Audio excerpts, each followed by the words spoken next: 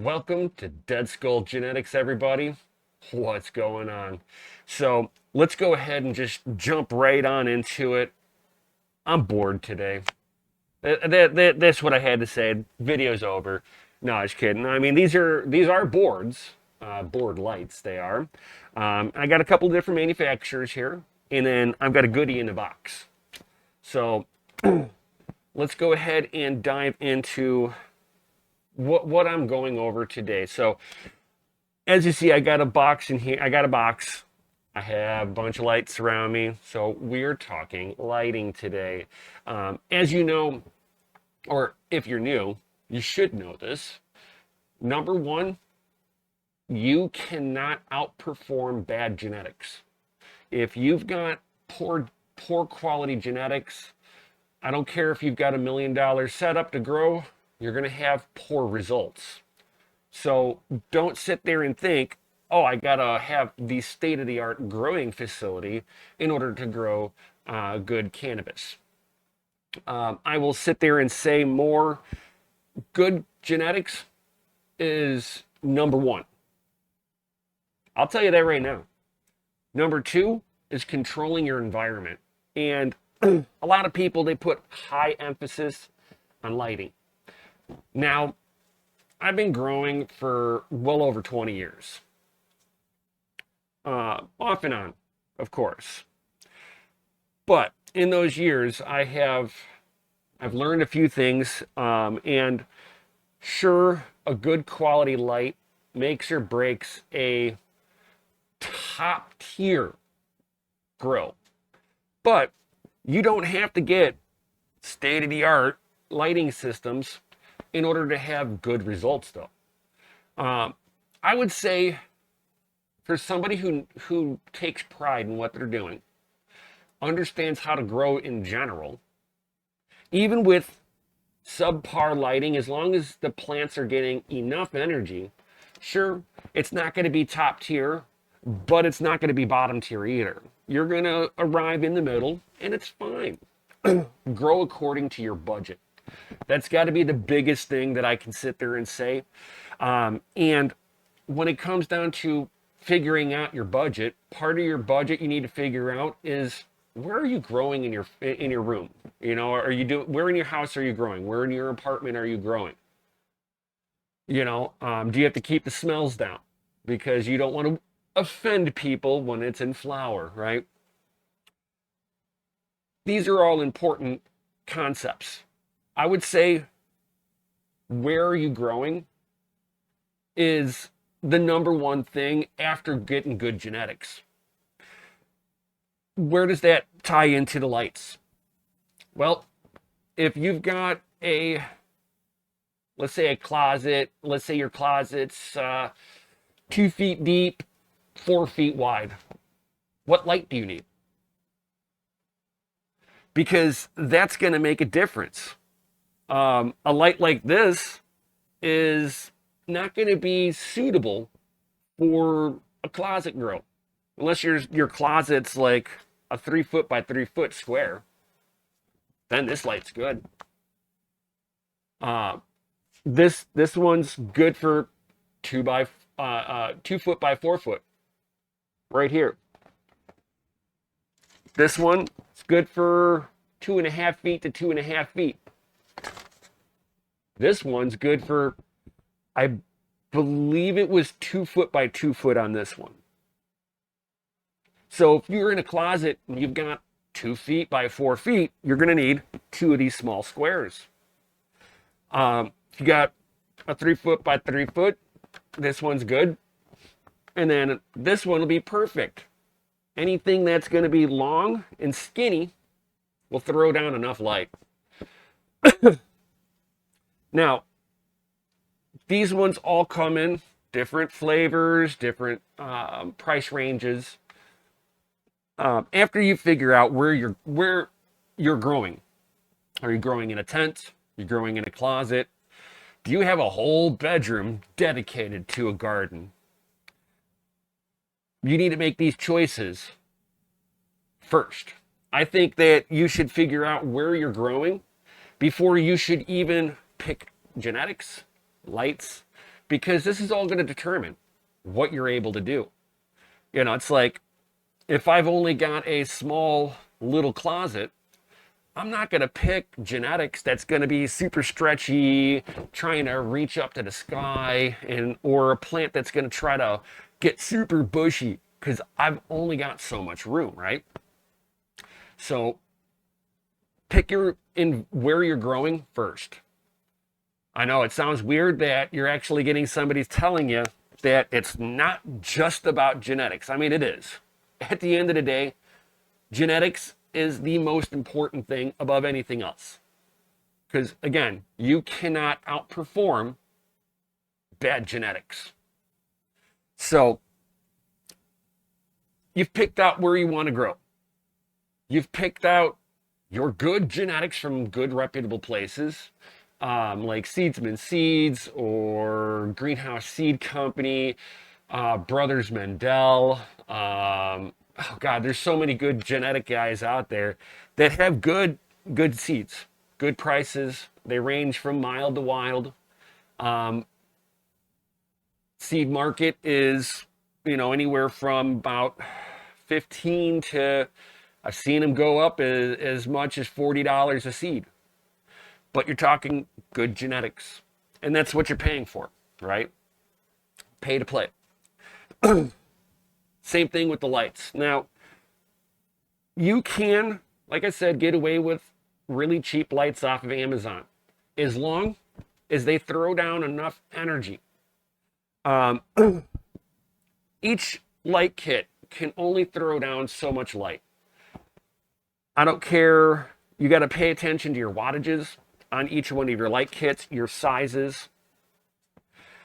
And they are, you'll hear people talking about PPFD, PAR, UMols, right?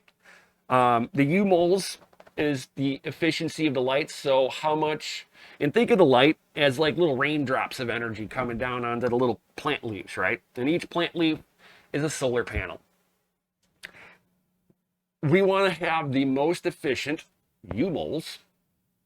It's just a measurement of how much energy is coming out for how many watts you're using. So it's just the efficiency of each one of these panels. And each one is different by far. Some of these are older boards. I got these secondhand from a friend of mine that wasn't using them. So if you're able to get them secondhand, guys, don't let any of the YouTubers on there sit there and tell you, no, don't get those used ones. You're not going to be able to grow good products. I called BS on that right off the rip. I bought these used. I'm an automotive guy. So automotive, I used to do a lot of car customizations, dropping in LED systems, doing underglows.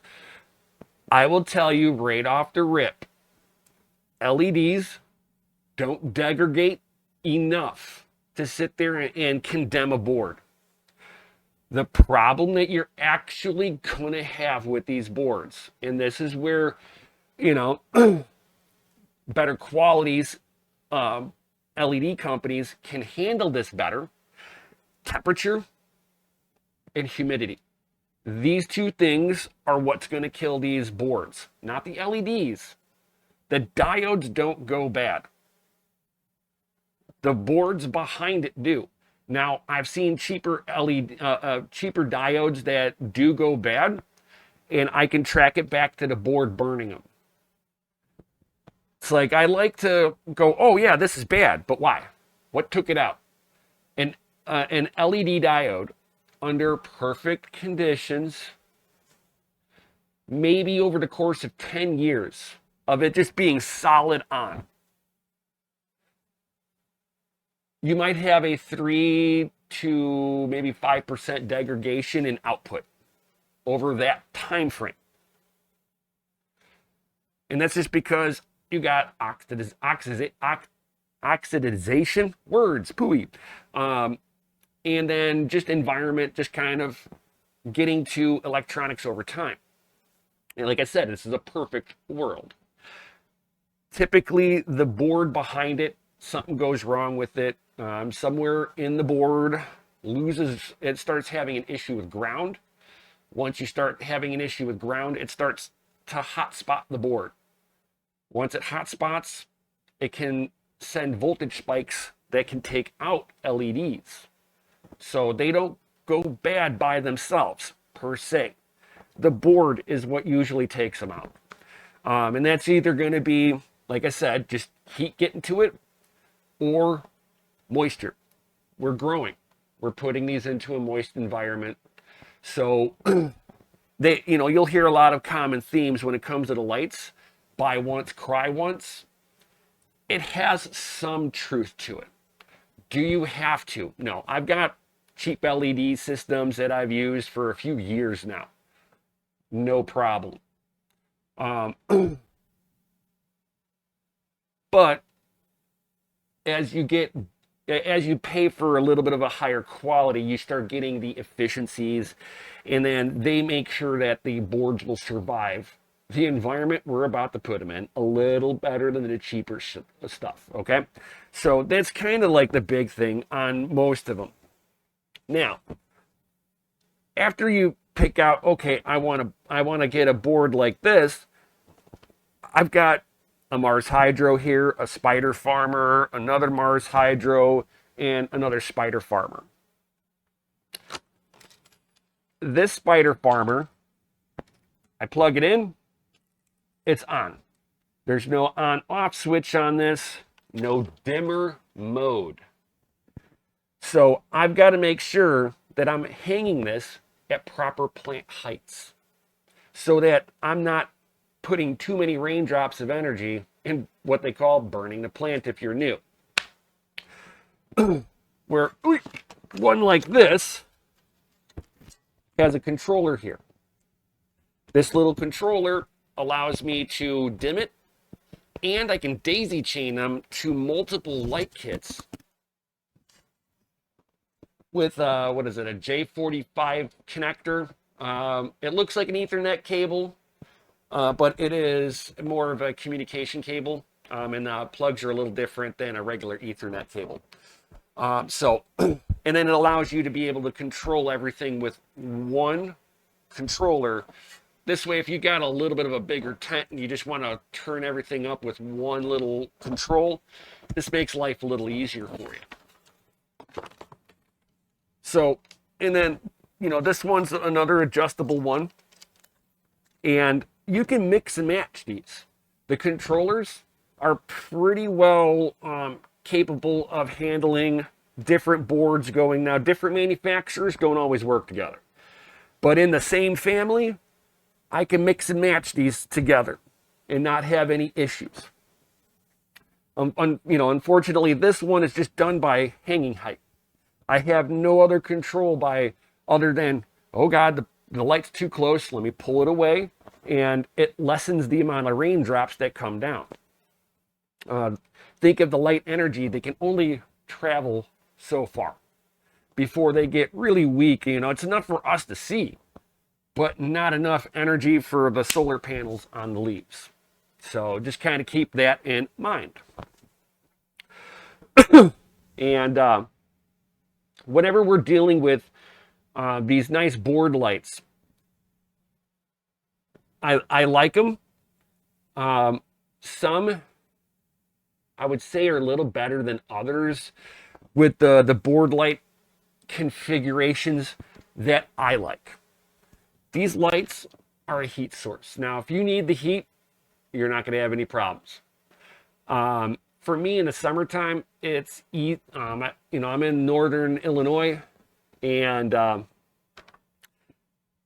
these things get pretty warm. I have hot, humid summers, so I try to lessen the amount of heat that I'm generating in the room, because I got to run AC systems during the summertime. Now, the boards that I particularly like, because of my summer usage, are ones, let me flip this back over. These are the ballasts. These are what turns the LEDs on. This gives all the power.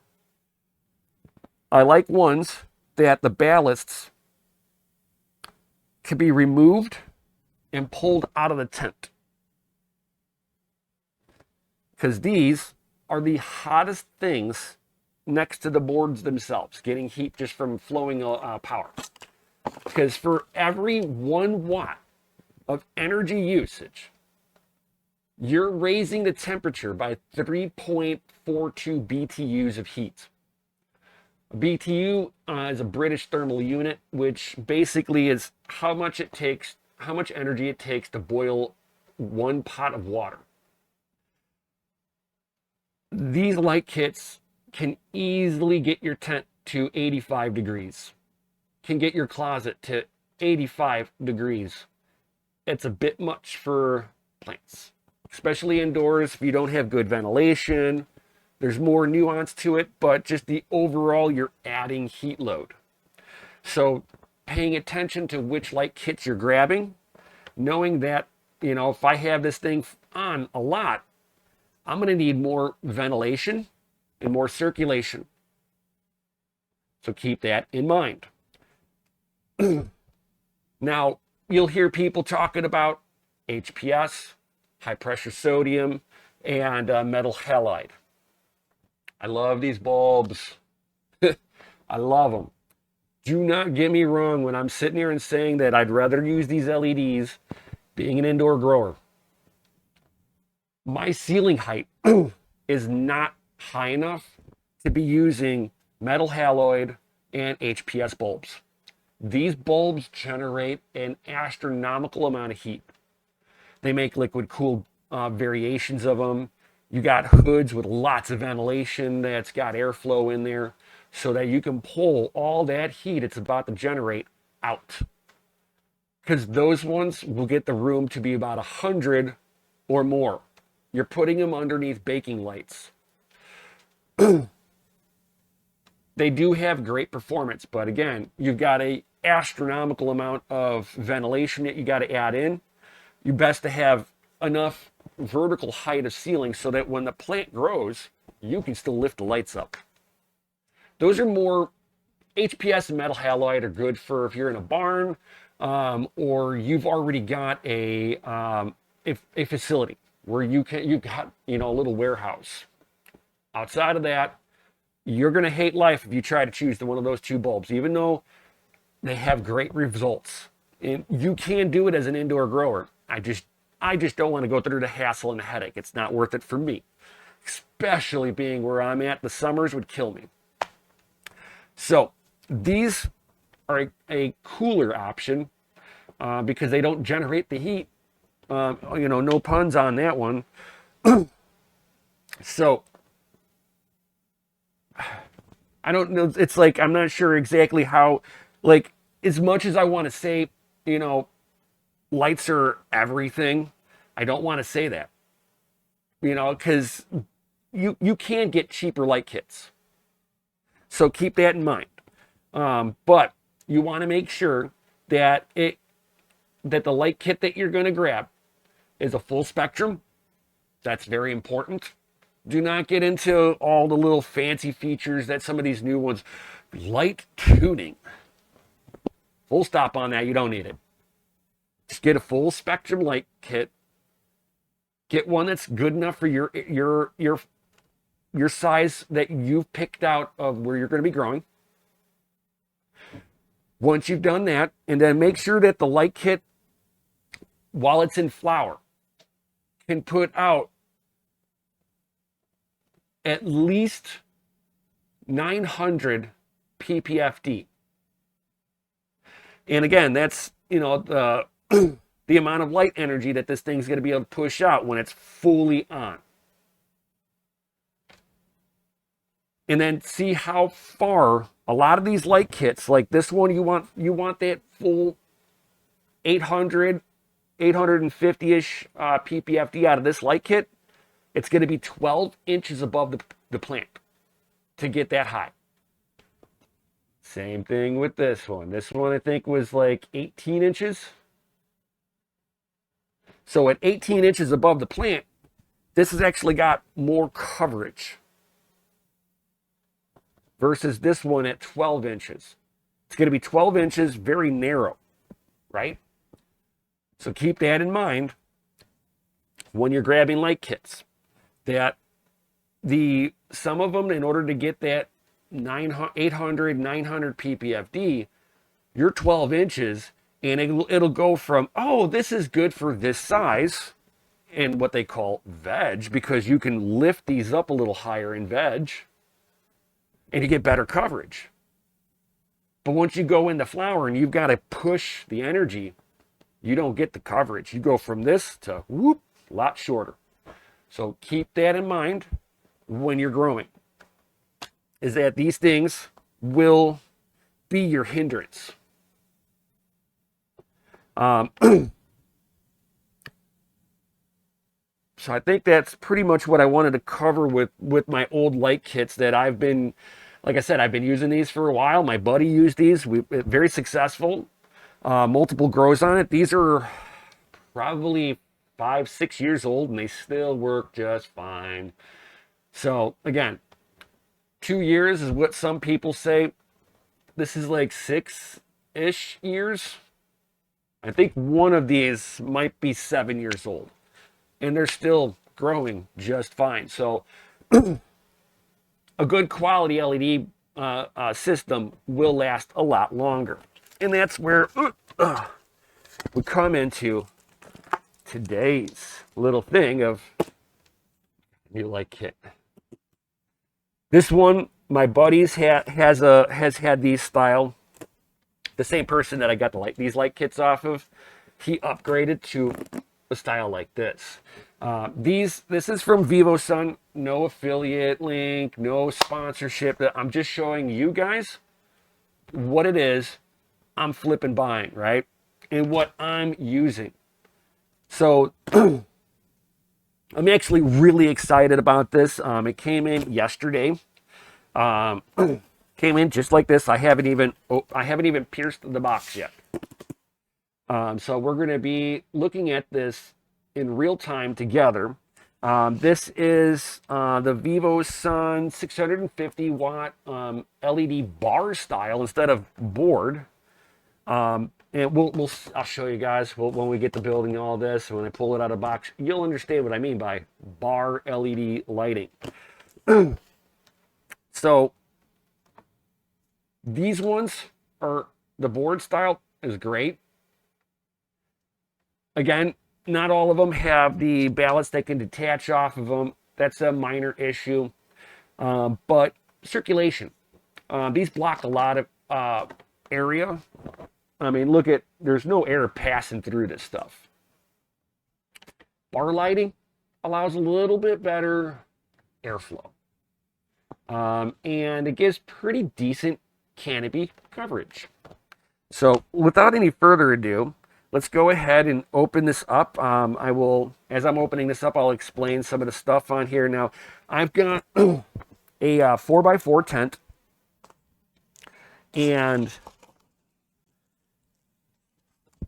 I needed to make sure that I got good canopy coverage in a 4x4 tent, right?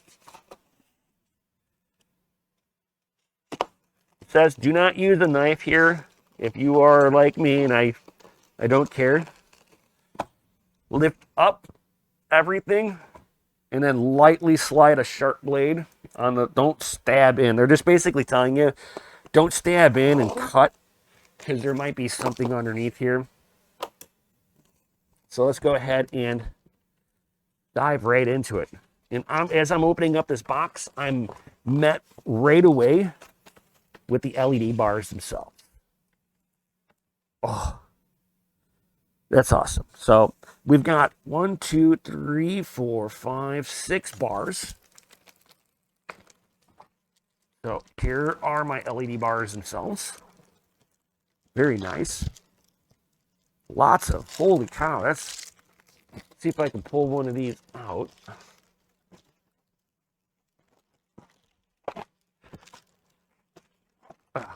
Oh, wow. My first up-hand close look at this. Very nice. I like this. Let's go ahead and get a little closer to show you guys. So very good density. of LEDs on here. I like that. So we're going to have some great coverage. They are more packed in LEDs than all the panels that I have. These are the Samsung Evos, so they are the most efficient LEDs on the market and with the best energy production. So let's go ahead and keep on going into I need all of you, into this box and see what's all in here. Let's see here. We got a bag of goodies. Looks like we got some clips. I've got hangers. Got an RJ45. I got some thumb screws. And then I got a clip. I'll put this over here. That looks important. And then we are now getting to the business end of things. Oh, God, these are... Oh! Thank God it hit my hand. And then I just set the end down really quickly. Woo! That was almost catastrophe there. One of these is not as heavy as the other. I will tell you that right now. Of course, the heavier one is the controller side. Oh, look at that. Oh, that is nice.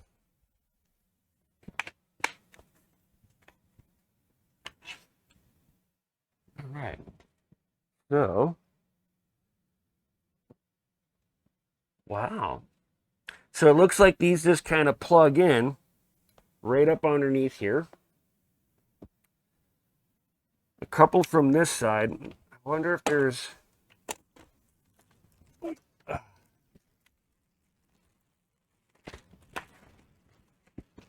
I'll bring this up to the camera. I'm actually just kind of checking this out firsthand. Ha! Okay, I see what's going on. I see. Well, that's interesting. So, each side is a ballast. And each ballast controls 3 lights. And then they're cabled together. So let's go ahead and show you guys.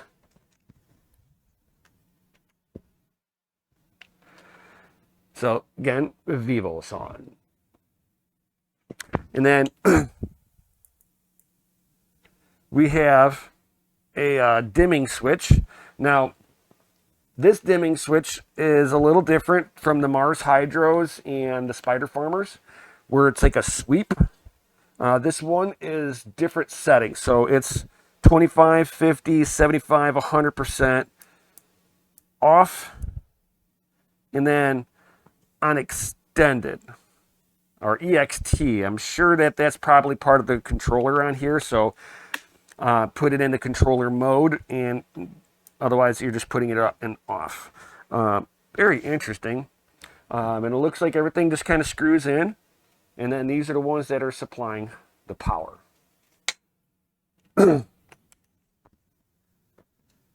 Ooh. All right. Very interesting. So, I'm thinking the easiest way is going to do this is just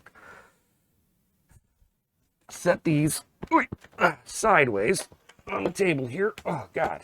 This is going to be a heavy light kit. I'm going to tell you that right now. So, whatever you're hanging these on has got to be able to support some real weight.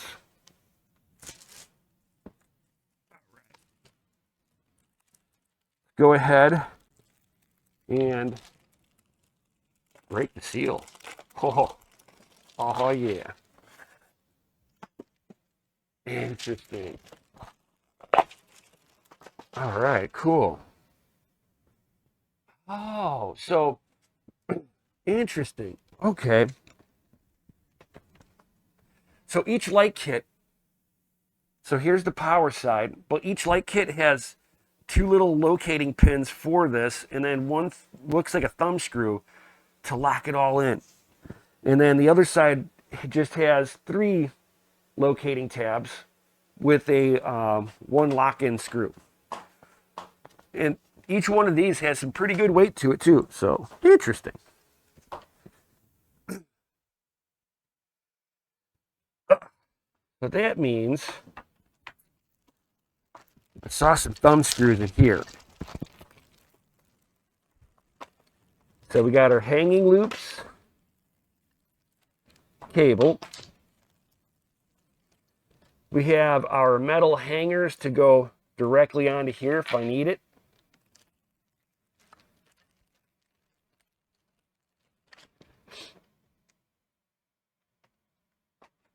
Bet you this holds the cable. Makes it look neat. Power cable, awesome. And all of my thumb screws. Now you can see it.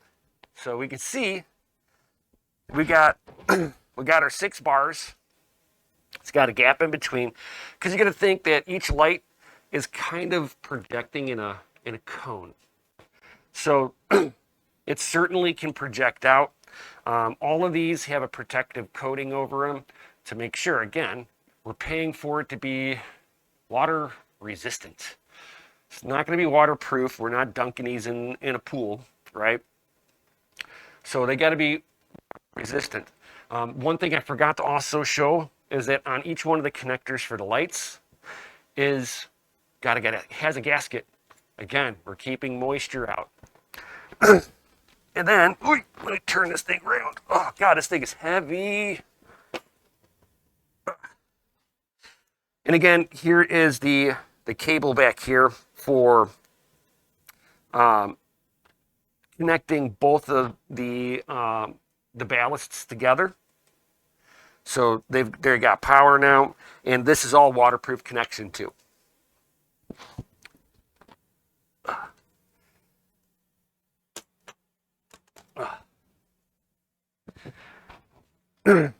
So I'm very excited to see this in the tent. This should fill out the tent very nicely.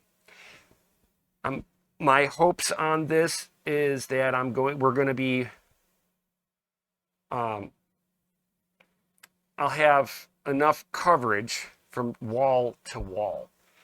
This is good for a 5x5 in veg and a 4x4 in flower.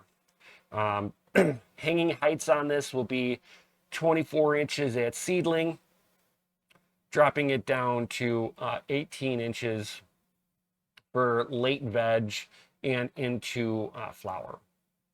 Of course, I always say you can get a free app on your phone for a PPFD meter. Always have some kind of gauge to know where your light intensity is. This way, if you see something weird, leaf tip burning, leaves curling upward, tacoing because they're stressing out from too much light, it's always nice to have a little bit of information of what these light kits are putting out. Never trust the manufacturer. You know, it's like I always just say, err on the safe side. They test this stuff. It's not your environment. So kind of have a good idea of where your setup is sitting at. Again, you can get a free, it's free on your phone, a little PAR meter. And this way, again, you're just trying to get a good gauge of going, oh, it's seedling. I only need 230 or 250 ppfd. And you go to measure it and you're like, wow, 350, I'm a little bit much. Can you turn it down? No. Well, we got to lift it up until we get around that number. We're not looking for perfect. We're just kind of getting a good base. And then this, will fill my 4x4 tent beautifully. So I'm going to go ahead and go hang it in there. Let's go see how this thing looks. See you in a moment.